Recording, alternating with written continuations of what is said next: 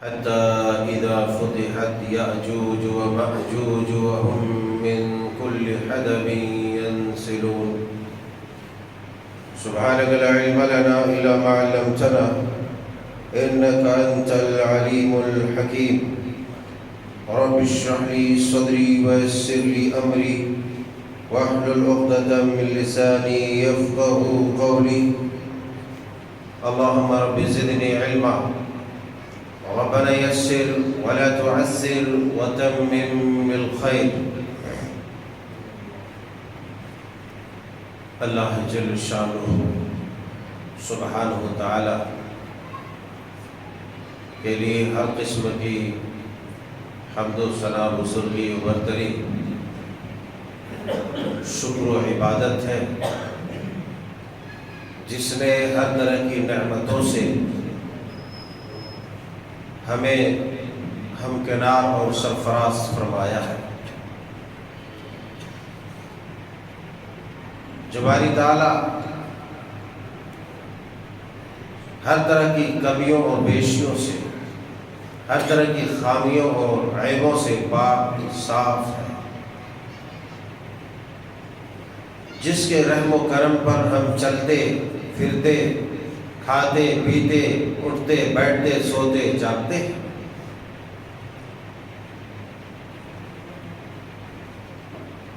سبحان اللہ و بحمدہ سبحان اللہ العظیم۔ درود و سلام کے حقیقی مستحق نبی آخر الزمان جناب محمد رسول اللہ صلی اللہ علیہ وسلم۔ احباب گرامی، جیسا کہ گزشتہ خطبات سے ہم ایک سلسلہ وار علامات قیامت کے تعلق سے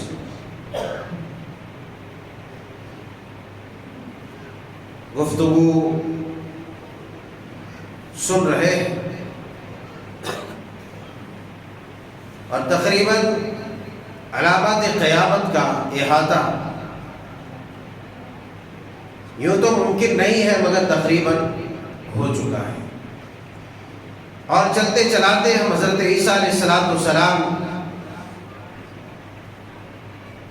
کے نزول اور پھر آپ کی زندگی پھر سے اس روئے زمین پر کیسے گزرے گی، وہ کیفیات کیا ہوگی، وہ ہم نے سنا اور جانا۔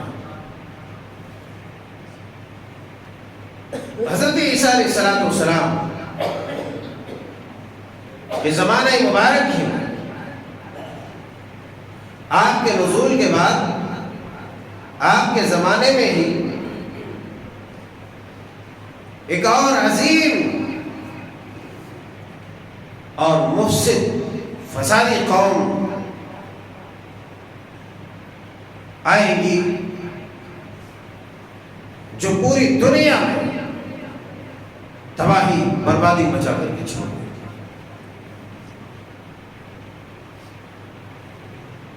جس کے بارے میں رسول اللہ صلی اللہ علیہ وسلم نے متعدد مقامات پر متعدد مواقع پر بالتفصیل بیان کیا ہے۔ اللہ کی توفیق، اس کی رحمت، اس کی مدد، اس کی نصرت سے ہم کوشش کریں گے کہ وہ تمام تفصیلات آپ کے سامنے رکھیں، آپ بھی جانیں۔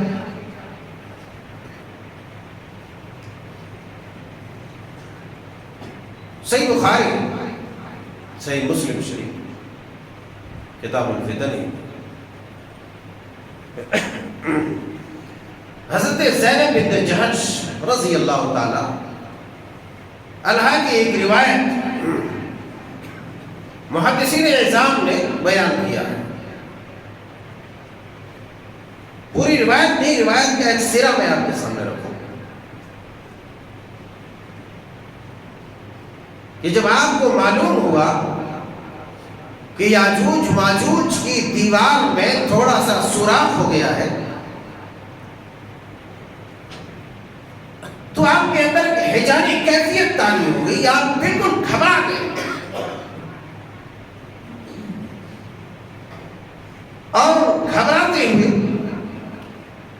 مائی سیدہ زینب بنت جحش رضی اللہ تعالی عنہا کی حجرہ شریفہ میں داخل ہوئے. اب داخل ہوئے اور اس قدر پریشان تھی، خوف زدہ تھے، مرعوب تھے، گویا کہ کوئی ہلاکت آپ کے اوپر پائی. داخل ہوتے ہوئے آپ لا الہ الا اللہ لا الہ الا اللہ لا الہ الا اللہ کہہ رہے تھے. مائی سیدہ زینب بنت جحش بالکل گھبرا گئی، کیا معاملہ ہے، کچھ زیادہ ہی واقعہ گڑبڑ دکھ رہا ہے. آپ نے پوچھا تو یاجوج ماجوج کے دیوار میں سوراخ کے متعلق بتلایا. اس روایت کو میں بھی یہیں پر روکتا ہوں. یاجوج ماجوج کے متعلق قرآن مقدس میں بھی آیا ہوا ہے. قرآن مقدس میں بھی اللہ تبارک و تعالیٰ نے یاجوج اور ماجوج کا تذکرہ کیا ہے.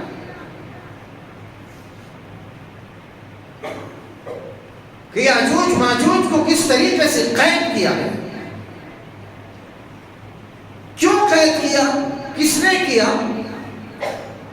یہ دونوں باتیں ہم مختصر طور پر رکھیں. یاجوج ماجوج چونکہ روئے زمین کا انتہائی خطرناک شریر ترین طبقہ ہے. یاجوج ماجوج جو انسانوں میں ہی سے صحیح روایات کے مطابق ہمیں یہ معلوم ہوتا ہے کہ قوم یاجوج و ماجوج یہ انسانی نسل میں سے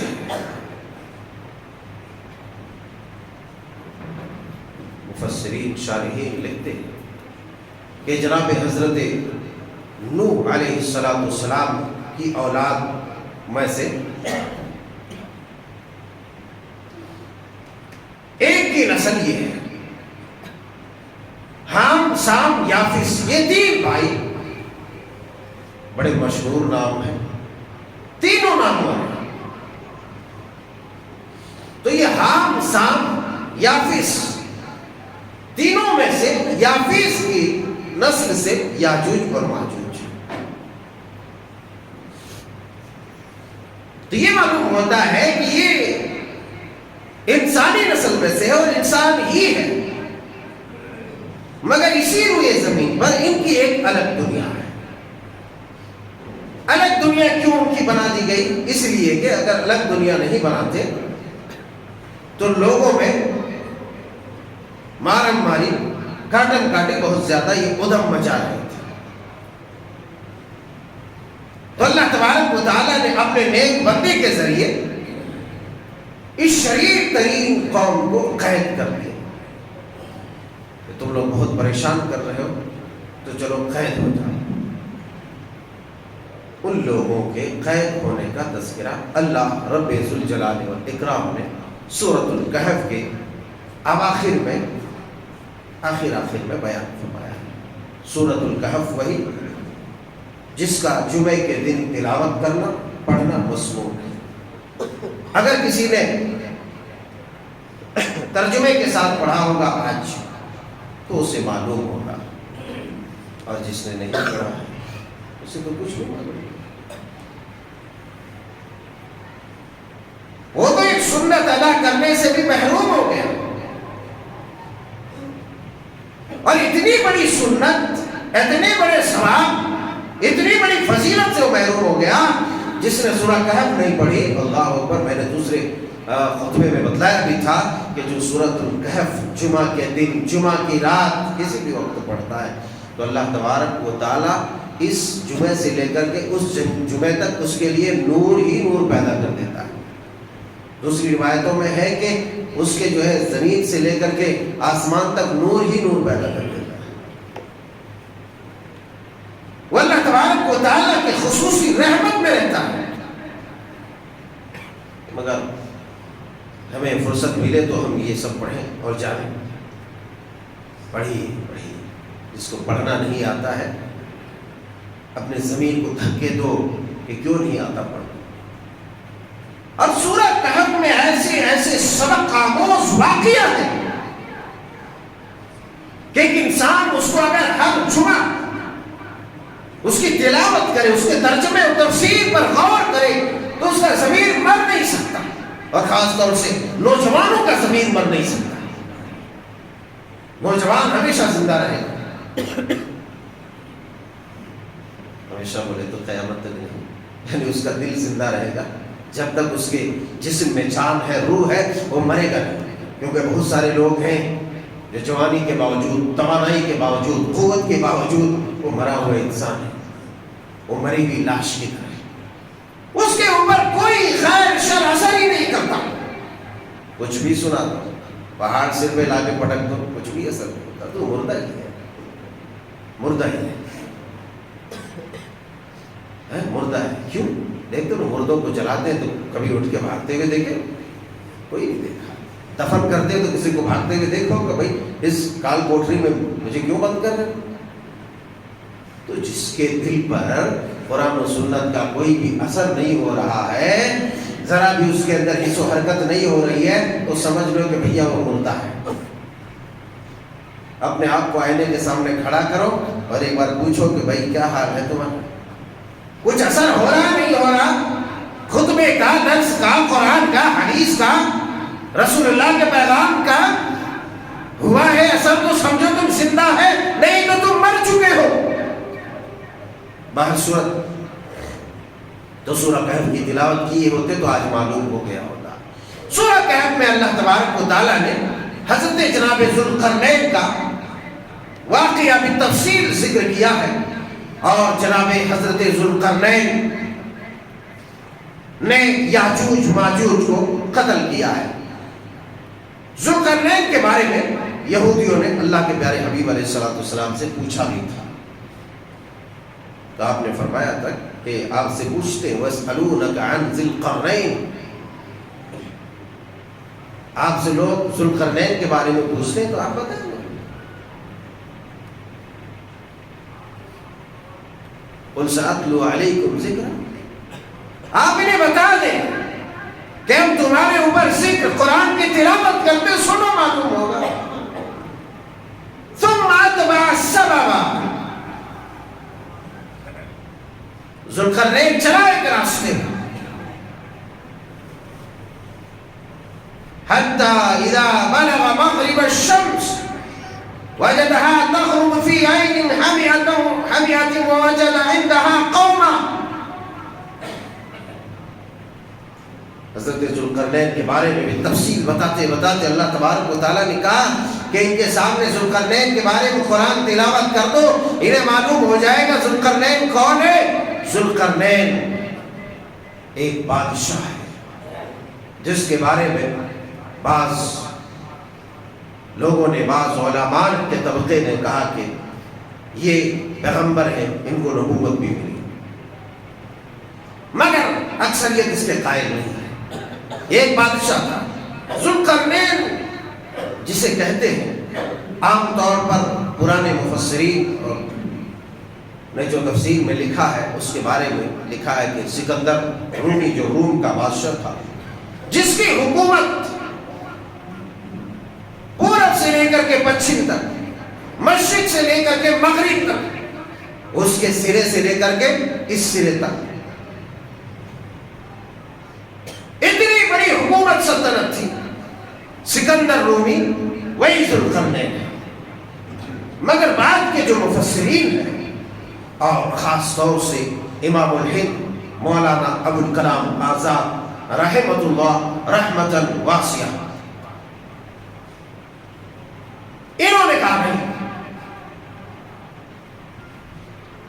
جدید تحقیق اور جدید تاریخ میں کھوج بین کرنے کے بعد یہ معلوم ہوتا ہے چونکہ یہ جو رومی بادشاہ تھا سکندر، یہ کوئی مومن مسلمان موحد تو تھا نہیں، اور قرآن مقدس میں جس ذوالقرنین کا تذکرہ کیا ہے اس کے بارے میں تو کہا کہ وہ اللہ پر ایمان رکھنے والا ہے، نیک عمل کرنے والا ہے، تو پھر یہ تو ہو ہی نہیں سکتا۔ سکندر رومی، سکندر اعظم جسے کہتے ہیں، وہ ہو ہی نہیں سکتا ذوالقرنین۔ پھر یہ ذوالقرنین ہے کو ذوالقرنین یہ الگ ہے، جو اللہ تبارک و تعالیٰ کا مطیع و فرما بردار، اللہ تبارک و تعالیٰ نے جنہیں دنیا میں حکومت و سیادت اور قیادت دے رکھی تھی، اور اللہ تبارک و تعالیٰ نے ان کے لیے دنیا تمام کے خزانے دے رکھے تھے، اس کے لیے اسباب و ذرائع دے رکھے تھے، بڑی حکومت دے رکھی تھی، ذوالقرنین ہوا ہے۔ تو حضرت امام الہند مولانا ابوالکلام آزاد رحمۃ اللہ علیہ ترجمان قرآن میں بالتفصیل لکھتے ہیں کہ یہ ذوالقرنین وہی ہے جو شاہ ایران ہے، فارس کا جو عظیم طاقت و قوت اور عظیم سلطنت کا مالک، جسے اللہ تبارک و تعالیٰ نے پچھم سے پورب، پورب سے اتر، اتر سے دکشن پوری دنیا میں حکومت کی تھی، اور اس سرے سے لے کر کے اس سرے تک، اور اس سرے سے لے کر کے اس سرے تک انہوں نے پوری سیاحت و سیادت کی، اور یہ وہی ہو سکتا ہے، اس کے سوا کوئی ہو سکتا۔ شاہ ایران جیسے یونان میں سائرس کہتے ہیں، عبرانی میں خورس، اور اسی طریقے سے عرب لوگ کئے خسرو جسے کہتے ہیں، عرب جسے خسرو جسے کہتے ہیں، وہی شاہ فارس جو عظیم سلطنت و قوت کا مالک تھا، انہی کے بارے میں کہا کہ یہی ذوالقرنین ہے۔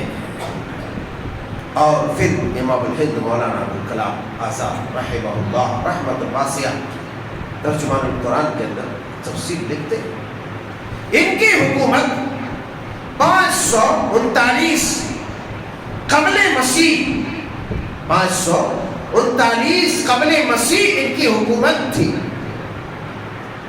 اور پھر ان کے بارے میں مزید لکھتے ہیں کہ 1838 میں ان کا ایک مجسمہ منکشف ہوا، ان کا ایک مجسمہ نکالا گیا، کھوج کی گئی، تفتیش کی گئی، سرچ کیا گیا، اور اس سرچ کے بعد جو ذوالقرنین ہے، سائرس جسے کہتے ہیں یونانی، اس سائرس کا ایک مجسمہ نکالا گیا۔ کب نکالا گیا؟ 1838 میں، 1838۔ ان کی حکومت کب تھی؟ 539 قبل مسیح، اور ان کا مجسمہ ایک کب نکالا گیا؟ خوب کھوج بین کے بعد، ریسرچ کے بعد، تفتیش کے بعد 1838، جس میں کہتے ہیں کہ اس میں جو مجسمہ سائرس کا نکلا، کئے خسرو کا، تو اس میں ان کے عقاب کی طرح 2 پر تھے، اور سر میں سینگوں جیسے، مینڈوں کے سینگوں جیسے 2 سینگ تھے۔ قلب کے معنی سینگ ہی ہوتے ہیں۔ تو ذوالقرنین انہیں اس لیے کہا جاتا ہے کہ ان کے سر پہ 2 سینگ بنا ہوا تھا، یا پھر اس لیے کہا جاتا ہے کہ مشرق سے لے کر کے مغرب تک، ایسٹ سے لے کر کے ویسٹ تک، یہ پوری ان کی حکومت تھی۔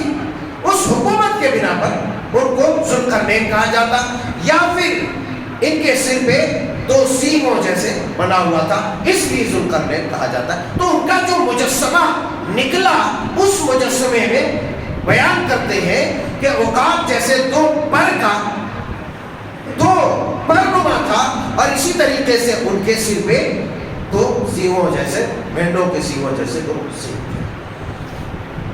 تو حضرت امام الہند مولانا ابوالکلام آزاد رحمۃ اللہ علیہ بھی تفصیل لکھا ہے، اور یہ کہا ہے کہ یہ جو سکندر اعظم کی یہ لوگ بات کرتے ہیں، در حقیقت یہ سکندر اعظم ذوالقرنین نہیں، اس لیے کہ ذوالقرنین کا جہاں پر تذکرہ ہوا ہے، اللہ تبارک و تعالیٰ نے ایک نیک، ایماندار اور ایک عادل حکمران کا تذکرہ کیا ہے۔ بہرحال بھی تفصیل قرآن میں اس کا ذکر یوں ہے کہ چلتے چلاتے ایک سفر کرتے کرتے کرتے کرتے اس مقام پر پہنچے جہاں پر سورج ڈوب رہا تھا، سورج ڈوب رہا تھا، سورج ڈوب رہا تھا بولے تو ایک دلدلی مقام پر، ایک ایسے سمندر پر جہاں جو ہے پانی اس کا نیچے سے پورا کالا اور سیاہ دکھ رہا تھا، بلیک، تو اس لیے اس کو دلدل کہا گیا کہ ایک دلدلی مقام پر پہنچے تو وہاں دیکھا، یعنی دنیا کے آخری سرے پر پہنچا اور وہاں سورج کو ڈوبتے ہوئے دیکھا۔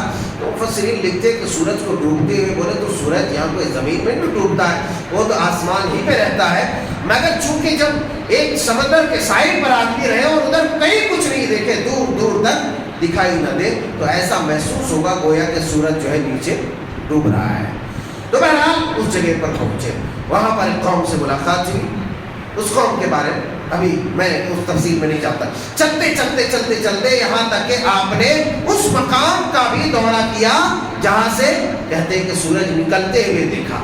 تو نکلتے ہوئے ڈوبنے کی جس طرح، سامنے آ جاؤ، سامنے آئیے، سامنے آئیے، میں سورج غروب ہو جائے بھائی، سامنے آئیے، آپ لوگ سامنے آئیے، شاید سمجھے نہیں، یہ کوئی ذوالقرنین کو میں نہیں بلا رہا ہوں، یہاں ذوالقرنین نہیں ہے، ان کا واقعہ بیان کر رہا ہوں۔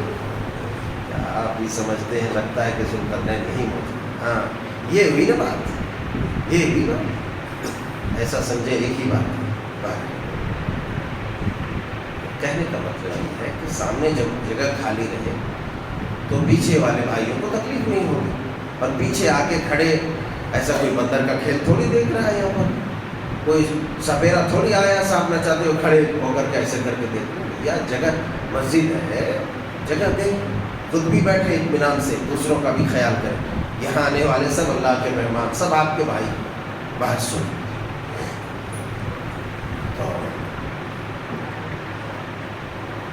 چلتے چلاتے اللہ تبارک و تعالیٰ نے کہا ثم اتبع سببا حتى اذا بلغ بين السدين وجد من دونهما قوما لا يكادون يفقهون قولا۔ چلتے چلاتے ذوالقرنین ایک ایسی قوم کے پاس پہنچے، دو دیواروں کے پاس، دو پہاڑوں کے پاس، دیوار سے مراد، بین السدین سے مراد دو پہاڑ ہیں۔ یہ تھوڑی سی تاریخ میں نے اس لیے بتائی تاکہ آج کے جو ہمارے ریسرچرز ہیں، تھوڑے تھوڑے پڑھے ہوئے لوگ اور بڑے بڑے مفتی بنے ہوئے، ان لوگوں کے اندر جو کنفیوژن رہتا ہے اور لوگوں کو جو الٹا سیدھا بتاتے ہیں، تو کم از کم الٹا سیدھا نہ بتائیں، کیونکہ اللہ نے جس بادشاہ کا، جس سلطان کا، جس حاکم کا تذکرہ کیا ہے وہ اللہ پر ایمان رکھنے والا ہے، رسول اللہ پر ایمان رکھنے والا ہے، اللہ کے احکامات و تعلیمات کے مطابق چلنے والا ہے، جس کو اللہ نے خصوصی نوازشوں سے نوازا تھا۔ یہ رومی بادشاہ سکندر اعظم نہیں ہے، یہ ہمارا دوسرا اعظم ہے، وہ اعظم نہیں ہے۔ بہرحال تو چلتے چلاتے کہ ایسی قوم کے دو پہاڑوں کے پاس پہنچا، وہاں پر ایسی قوم تھی لا یکادون یفقہون قولا، جو کسی کی زبان سن نہیں رہے تھے، کسی کی زبان سمجھ نہیں رہے تھے، لا یکادون یفقہون قولا، صرف اپنی زبان ہی سمجھتے تھے، دوسروں کی زبان نہیں۔ بہرحال بات بنی، چلتے چلاتے کہا ان لوگوں کو ایک بڑی پریشانی لاحق تھی، ان لوگوں کو ایک بڑی پریشانی لاحق تھی۔ کیا بڑی پریشانی لاحق تھی؟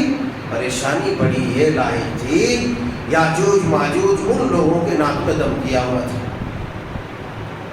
تو دیکھا کہ بھئی بادشاہ ہے، کچھ ہمارا علاج ضرور کریں گے۔ ارے کوئی بڑا حاکم آتا ہے، لیڈر آتا ہے، تو لوگ اس سے امیدیں لگاتے ہیں کہ بھئی آپ ہمارے حاکم ہیں، آپ ہمارے لیڈر ہیں، ہمارے لیے کچھ راستہ ہموار کیجیے، کچھ ایسا کیجیے، ویسا کیجیے۔ بہرحال ان لوگوں نے دیکھا تو اپنی شکایت رکھی، فقالوا یا ذا القرنین، اے ذوالقرنین، ان یأجوج ومأجوج مفسدون فی الارض، اے ذوالقرنین کیا بتائیں، یہ یاجوج ماجوج کی قوم یہاں پر ہے، انہوں نے ہوئے زمین پر بڑے فساد برپا کیے، بہت ستا رہے، بہت تھکا دیے، ان لوگوں کو بہت پریشان کر رہے ہیں۔ یاجوج ماجوج کے بارے میں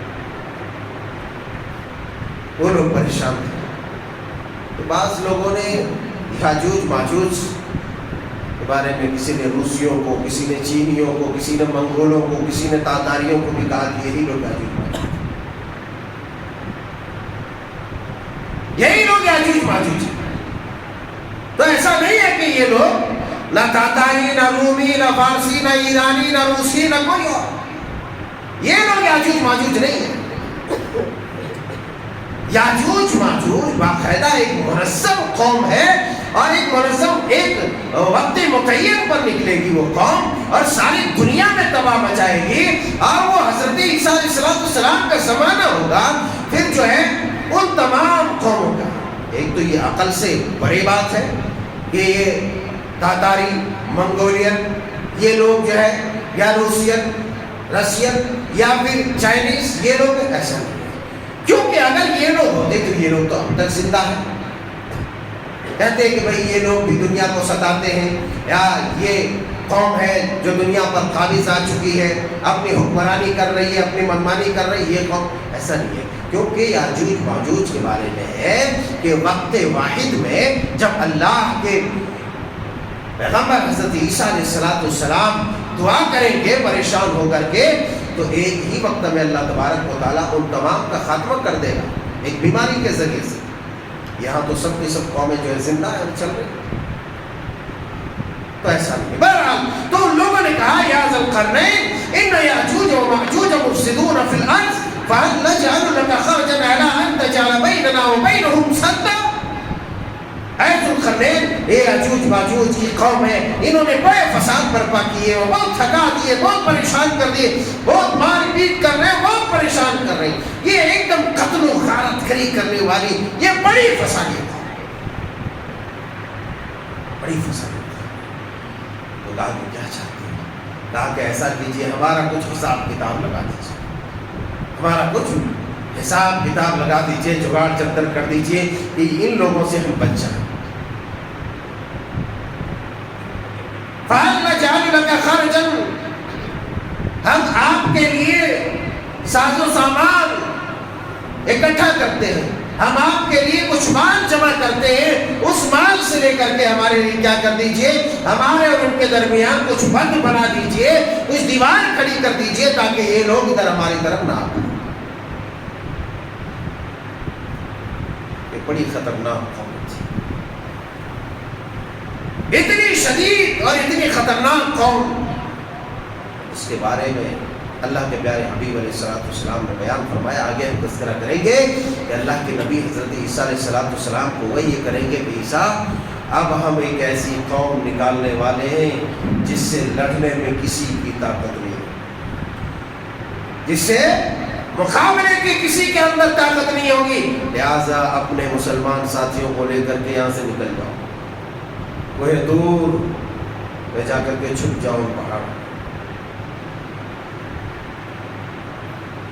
تو آج تک اتنی خطرناک قوم نہیں ہے، اتنی خطرناک قوم آئے گی دنیا کی تباہی کے لیے، اور یہ سب کے سب مسلمان دشمن قومیں. تو اسی قوم کے بارے میں فرمایا کہ اے ذو القرنین، ہم آپ کے لیے چندہ اکٹھا کرتے ہیں، پیسہ اکٹھا کرتے ہیں، کچھ مال دولت اکٹھا کر دیتے، ہمارے ان کے درمیان کچھ انتظام کر دیجئے. کہا ٹھیک ہے. آپ نے کہا فَهَلْ نَجْعَلُ لَكَ خَرْجًا عَلَىٰ أَن تَجْعَلَ بَيْنَنَا وَبَيْنَهُمْ سَدًّا. ٹھیک ہے، تم لوگ چندہ اکٹھا کرو گے، چندہ اکٹھا کرنے کی ضرورت نہیں، ہم تمہارے اور ان کے درمیان دیوار قائم کر دیں گے. تم لوگ ایک کام کرو. قَالَ مَا مَكَّنِّي فِيهِ رَبِّي خَيْرٌ. اللہ تعالیٰ نے مجھے جو کچھ دیا ہے وہ میرے لیے بہت بہتر ہے، بہت بہتر ہے. اللہ تعالیٰ نے ہمیں جو عطا کیا ہے وہ بہت زیادہ ہے میرے پاس، مجھے دھن دولت کی ضرورت نہیں. وہ بادشاہ دولت کا خوگر، دولت کا پجاری نہیں تھا، ایماندار، ایمان والا، اللہ کا متقی، عابد، زاہد بندہ تھا. آج کل پیسے کی بات آئے تو رہے تب بھی کہیں گے لاؤ بھائی اور لاؤ اور لاؤ. تو کیا کہا؟ قال ما مکنی فی ربی خیر، کہ میرے رب نے مجھے جو بھی کچھ دیا ہے میرے لیے وہی بہتر ہے، بہت زیادہ ہے. میرے پاس خوب ساز و سامان ہے، مجھے اس کی ضرورت نہیں ہے. ہاں البتہ اتنا کام فَأَعِينُونِي بِقُوَّةٍ أَجْعَلْ بَيْنَكُمْ وَبَيْنَهُمْ رَدْمًا، کہ قوت کے ذریعے، طاقت کے ذریعے لیبر گیری کے ساتھ ہمارا کام ہے، لیبر کا کام یہاں کرنا ہے، مزدوری کرو، ہمیں پیسوں کی ضرورت نہیں ہے، ہمیں کام کر کے بتاؤ، ہمیں جو جو کام لگ رہا ہے اس کام میں تم ہمارا ساتھ دو، ہم تمہارے اور ان کے درمیان ایک موٹی دیوار قائم کریں۔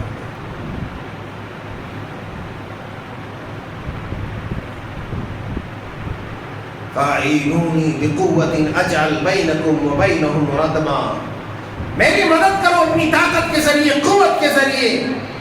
مجھے مال دولت کی ضرورت نہیں ہے، تم اپنی طاقت و قوت کے ذریعے میری مدد کرو، میں تمہارے اور ان کے درمیان دیوار قائم کر دوں گا۔ پھر آپ نے کہا قال آتونی زبر الحدید، اب لے کے آؤ میرے پاس، لے کے آؤ لوہے کی چادریں لے کر کے آؤ۔ حتی اذا ساوى بین الصدفین قال انفخوا، جب وہ لوہے کی دیوار کھڑی کر دی گئی اوپر تک دونوں پہاڑوں کے درمیان، پہاڑ دونوں طرف پہاڑ اور بیچ میں جو گھاٹی تھی، اس گھاٹی سے وہ شریف قوم آ جاتی تھی اور لوگوں کو پریشان، تو دونوں پہاڑوں کے درمیان دیوار تھی۔ وقت وہ چلا ہے، انشاءاللہ تبارک و تعالی یہاں سے سلسلہ وار ہم یاجوج ماجوج کے متعلق آئندہ خطبے میں بیان کریں گے۔ اللہ جل شانہ سبحانہ و تعالیٰ سے دعا ہے کہ مولا کریم ہمیں دنیا میں ہر طرح کے شر و فساد سے محفوظ فرما، اے اللہ ہر طرح کے فتنوں سے محفوظ فرما، ہمیں دین پر ایمان پر قائم رکھ، ہمارے دلوں کو ایمان کے نور سے روشن کر دے، منور کر دے، مجلہ کر دے، مصفح کر دے۔ آمین تقبل یا رب العالمین۔